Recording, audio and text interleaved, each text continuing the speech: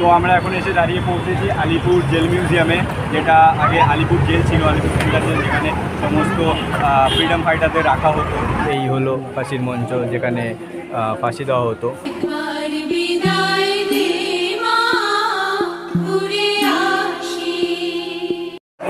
এখানে বিধানচন্দ্র রায়কে এই সেলে রাখা হয়েছিল। তো এখানে আছে ঐতিহাসিক কারাকক্ষ। চলো।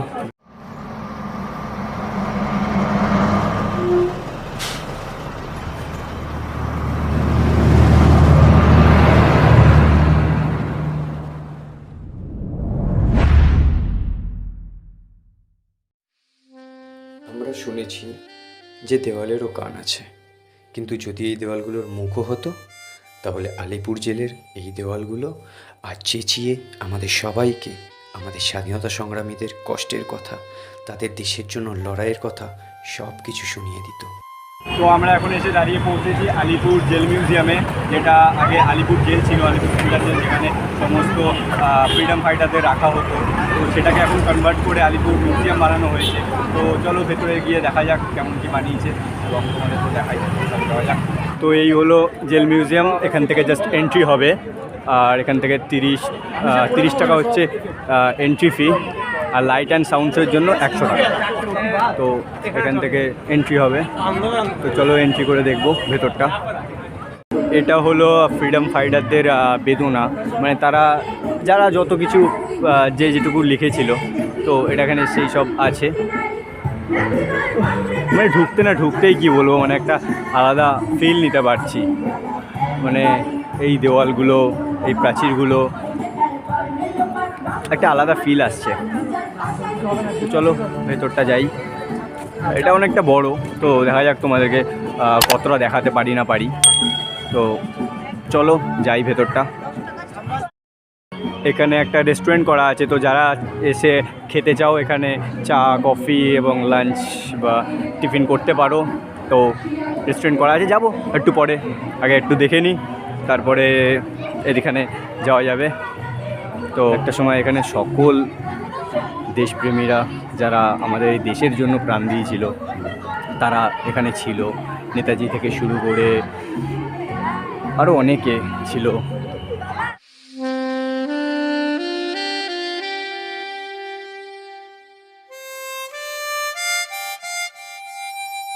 তো এখানে আলিপুর জেল মিউজিয়ামের মানচিত্র আছে, তোমাদের ম্যাপ যদি অসুবিধা হয় এখান থেকে তোমরা এসে দেখে নিতে পারো। তো এখানে কোথায় টিকিট কাউন্টার, কোথায় কি সেল আছে, সেগুলো দেখতে পারবে।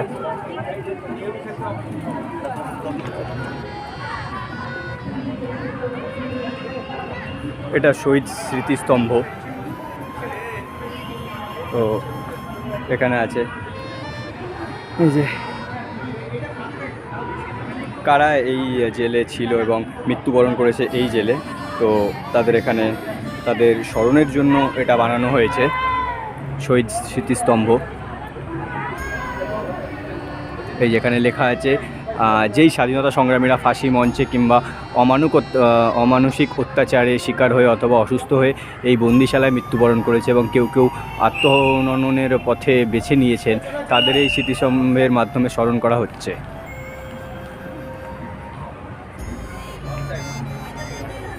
ফাঁসির মঞ্চ, নেহেরু সেল, নেতাজি কক্ষ, চিত্তরঞ্জন দাস কক্ষ, বিধানচন্দ্র রায় কক্ষ, যতীন্দ্র মোহন কক্ষ, আর এটা হলোগ্রাফিক প্রদর্শনী। তো এইদিকে ফাঁসির মঞ্চটা।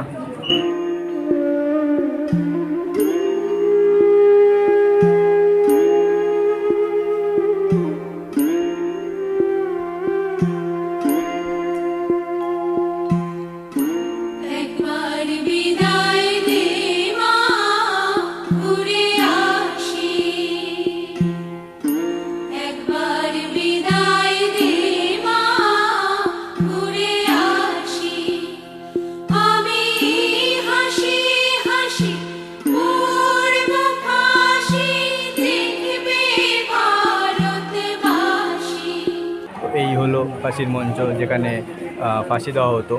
আর ঠিক ওদিকে যে ঘরটা আছে সেখানে সব অন্য অন্য যেই ফ্রিডম ফাইটাররা ছিল তাদেরকে রাখা হতো এবং তাদেরকে যখন ফাঁসি হতো তখন তাদেরকে দেখানো হতো যে কীভাবে ফাঁসি হয়। এতে অনেকে যে ব্রিটিশদের মানে কথা মতো চলতো, তো ওই সাইডটাতে তাদেরকে রাখানো হতো এবং ফাঁসি দেওয়ার সময় তাদেরকে ওই জায়গাটায় দেখানো হতো যে তারা কীভাবে ফাঁসিতে ঝুলছে।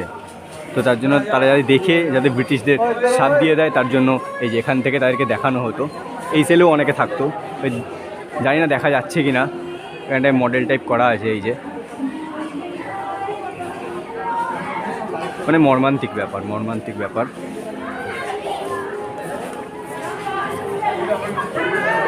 মানে ভাবা যাচ্ছে একটা সময় এখানেই মানে সকল যে এই জেলে যারা ছিল সেন্ট্রাল জেলে সেই সব ফ্রিডম ফাইটারদেরকে তাদের উপর মানসিক অত্যাচার করে এখানটা তাদেরকে ফাঁসিতে ঝুলিয়ে দেওয়া হতো।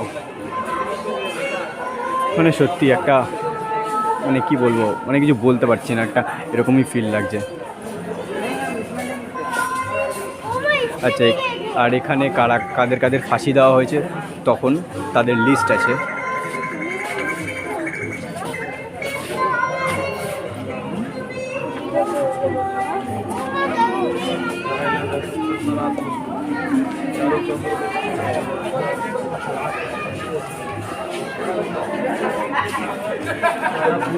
এই ফাঁসির মঞ্চে অনেককেই ফাঁসি দেওয়া হয়েছিল, অনেক ফ্রিডম ফাইটারদের। আর লাস্ট যেটা হয়েছিল এখানে ফাঁসি দেওয়া হয় ধনঞ্জয়কে। ধনঞ্জয়ের ফাঁসির পর এখানে আর কাউকে ফাঁসি দেওয়া হয়নি। তো লাস্ট হয়েছিল ধনঞ্জয়ের, তারপরে আর কোনো ফাঁসি দেওয়া হয়নি এই জেলে।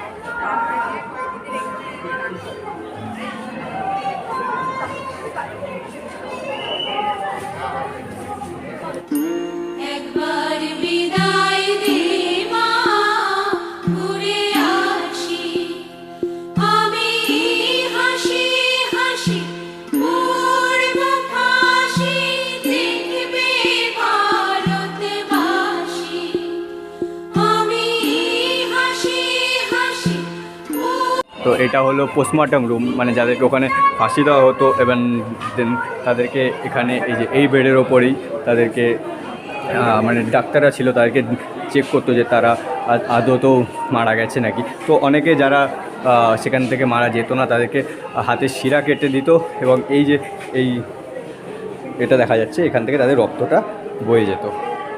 মানে মর্মান্তিক ব্যাপার, মর্মান্তিক ব্যাপার। এই বেডেই তাদেরকে শোয়ানো হতো সেই সব ফ্রিডম ফাইটারদেরকে। মানে মর্মান্তিক ব্যাপার সত্যি। মানে তারা আমাদের দেশের জন্য কত কিছু করে গেছে সত্যি। এখানে মানে আসলে আলাদাই। দেখো হলো ডিটেনশন সেল। তো চলো যাওয়া যাক ভেতরটা।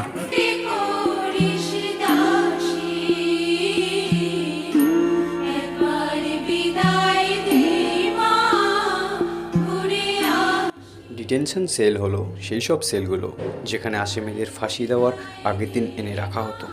তাদের যা যা খেতে ভালো লাগতো সেগুলো খাওয়ানো হতো, তাদের শেষ ইচ্ছা পূরণ করা হতো, আর তারা এইখানেই গীতাপাঠ করতো।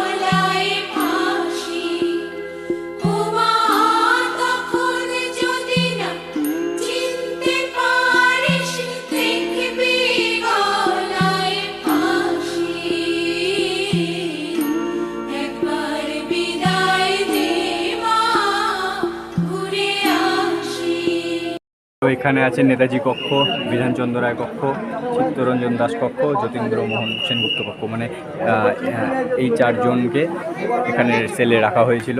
তো সেটা ভেতরে গিয়ে আমরা দেখবো। আজকে উইকেন্ড বলে প্রচণ্ড ভিড় হয়ে গেছে।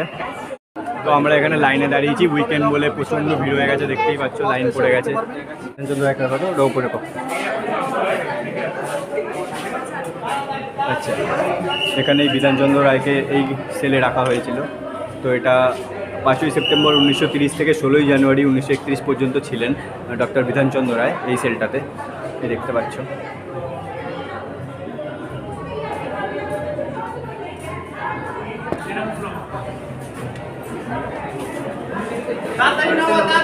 দেখো আজকে উইকেন্ড বলে কত লাইন পড়ে গেছে। এটা হচ্ছে ওপরের সেলে যাওয়ার লাইন, এই ওপরের সেলে যাওয়ার লাইন। তো লাইন পড়ে গেছে, লাইনে দাঁড়িয়ে আছি এখন।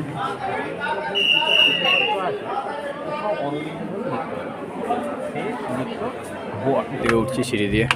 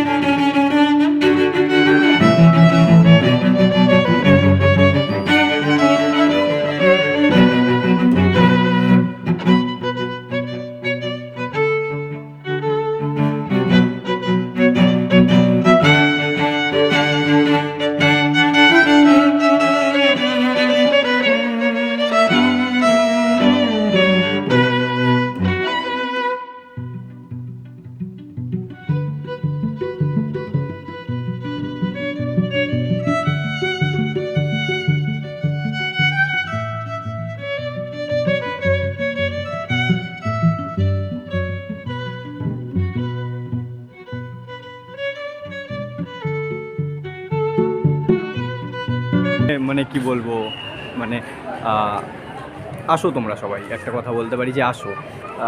প্রথমে যখন আসছিলাম বন্ধুরা মিলে মানে একটা বেশ মজা মজা ভাব ছিল, বাট এখানে আসার পর কি বলবো মানে মানে না, এটা মজার জায়গা তো নয়, অবশ্যই একদমই নয়। এখানে এসে তোমার একটা আলাদা লাগবে যে যারা আমাদের দেশের জন্য প্রাণ দিয়েছিল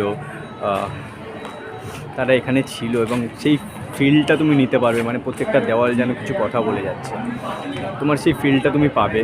আমি তো পাচ্ছি, জানি না কে কী পাচ্ছ না পাচ্ছ, কারা কারা পাবে। তো সেই ফিলটা তুমি পাবে যে এখানে মানে কতটা অত্যাচার চালানো হতো তাদের ওপর, এবং মনে হবে যে তোমার চোখের সামনে সেই দৃশ্যগুলো ভেসে উঠছে। তো অনেকটা বড়, জাস্ট আমাদের ফাঁসির মঞ্চটা আর কয়েকটা সেল দেখা হয়েছে। এই সাইডে আরও যাব, তো সেখানে গিয়ে চলো যাওয়া যাক, এগোই। তো এটা হলো নেহেরু কক্ষ, নেহেরু সেল, যেখানে নেহেরুকে রাখা হয়েছিল। চলো ভেতরে গিয়ে দেখা যাক, তোমাদেরকেও দেখাই।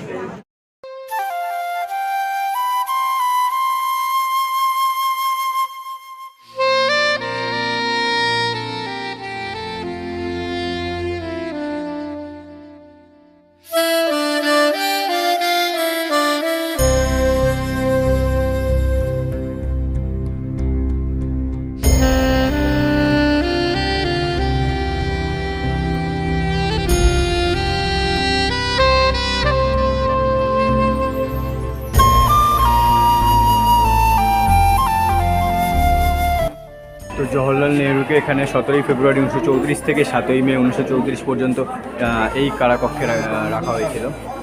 এই যে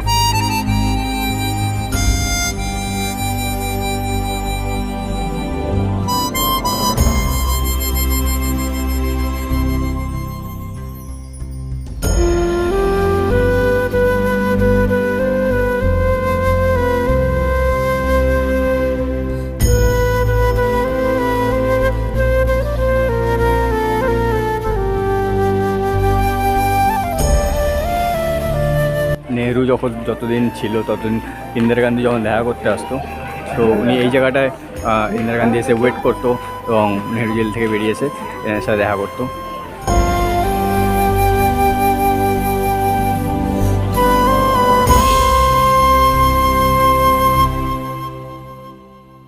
তো এখানে আপনারা এসে দেখতে পারবেন, এখানে ওয়াচ টাওয়ার আছে যেখানে প্রচণ্ড লাইন আছে, ঠিক আছে। এখানে ওয়াচ টাওয়ার আছে, উপরে উঠে দেখা যাবে। তো আমি সামনে গিয়ে দেখিয়ে দিচ্ছি। এই যেখানে ওপরে নজর রাখতো পুরো সেলটা, পুরো জেলটা এখান দিয়ে ওপর দিয়ে দেখা যায়। তো এটা এখানে ওয়াচ টাওয়ার, লাইন দিয়ে আপনারা এসে উঠতে পারবেন ওপরে। এই যে, আর এই হলো জেলের ভেতরটা।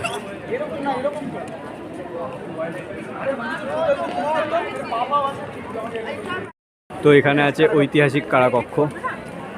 চলো ভেতরটা গিয়ে দেখা যাক।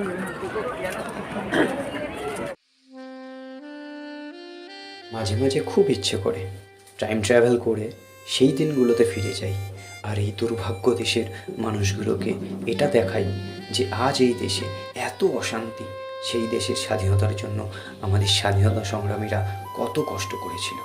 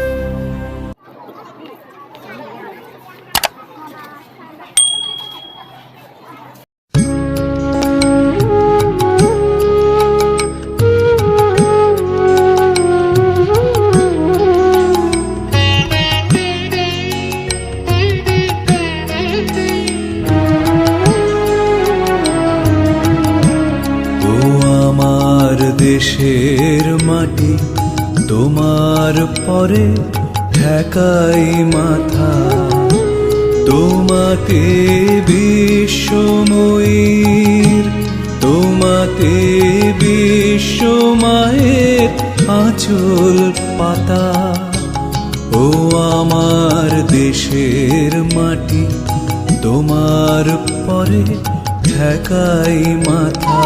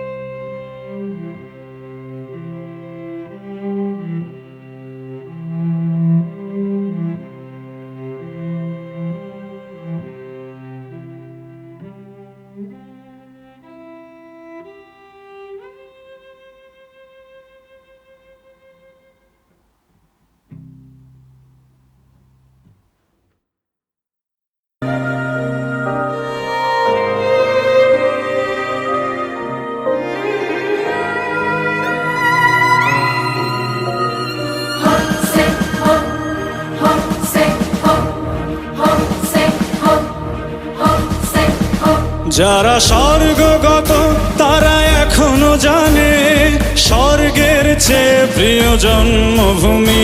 এসো স্বদেশ ব্রতের মহাদীক্ষালোভী সেই মৃত্যুঞ্জয়ীদের চরণ চুমি। যারা স্বর্গগত তারা এখনো জানে স্বর্গের চেয়ে প্রিয় জন্মভূমি। এসো স্বদেশ ব্রতের মহাদীক্ষালোভী। তো যেটা হলো আমরা দেখে বেরোলাম, আর বলবো মানে মনটা খুবই খারাপ হয়ে গেল। মানে কোনো মজার জায়গা তো একদমই না, বাট মজা লেগেছে। আর ফিল মানে বলবো একটা আলাদাই লাগলো। মানে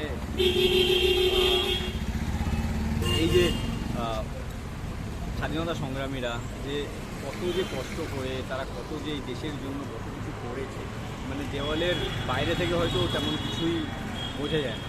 সেটা ভেতরে ঢুকে আমরা রিয়েলাইজ করলাম, জিনিসগুলো দেখলাম, তখন মানে গায়ে কাটা দিয়ে দিচ্ছিল যে কেমন লাগলো আমাদের। মানে সেই ভাবছিলাম যে আমরা আজ যে এতটা ভালো আছি, এতটা স্বাধীনভাবে শিখতে পারছি, আর সেটার জন্য তারা কতটা কষ্ট করেছিল। মানে সিরিয়াসলি বলবো, তোমরা একবার আসো, এসে অবভিয়াসলি দেখা উচিত এটা সবার। একদমই সবাইকে উচিত আসা এখানে, কারণ এমন হয়তো আমরা এমন অনেক ডেটা দেখতে পারবো, অনেক নতুন কিছু যা হয়তো আমরা জানি। আমরা হয়তো আমাদের স্বাধীনতা সংগ্রাম সম্পর্কে অনেক কিছু জানি, কিন্তু হয়তো আমরা অনেক কিছু জানি, অনেকে অনেক কিছু জানে, হয়তো আমি যেগুলো জানি না এর থেকে বেশি অনেকে জানি। তো এখানে আসলে আমরা সেই জিনিসগুলো দেখতে পারবো যেগুলো আমরা কেন আপনারাও জানেন। তো এখানে যেমন জিনিস অনেক আছে, কিন্তু আমরা দেখার টাইম পাই না। মানে এই এলাকাটা অনেকটা বড়, তো যেহেতু একদিনে এটা কভার করা একদমই পসিবল নয়। আমরা ভেবেছিলাম হয়তো খুব বেশি হলে হয়তো 1 ঘন্টা 2 ঘন্টার মধ্যে কভার করতে পারবো ওটা, কিন্তু আমরা প্রায় 4 ঘন্টা থেকেও অনেকটা আমাদের বাদ গেছে, যেটা আমাদের কখনো পরে এসে করতে হবে এই বিষয়। আর তারও একটা দুঃখের বিষয়, আমরা ভিডিও শ্যুট করেছি, আমরা এরিয়াতে দাঁড়িয়েই করেছিলাম, কোনো কারণে ভিডিও ডিলিট হয়ে গেছে। তো সেক্ষেত্রে আমাদের আবার রিশুট করতে হচ্ছে এই ভিডিওটা। এছাড়াও মানে এখানে টাইমিং কী আছে? টাইমিং আছে সকাল 11টা থেকে 5:30 পর্যন্ত টাইমিং। তুমি এন্ট্রি করতে পারো। আর নর্মাল টিকিট প্রাইস হলো 30 রুপিস। আর তুমি যদি রাত সন্ধ্যে 6টার পর লাইট অ্যান্ড সাউন্ড শো হয়, সেটার জন্য 100 টাকা তোমাকে এক্সট্রা চার্জ করতে হবে।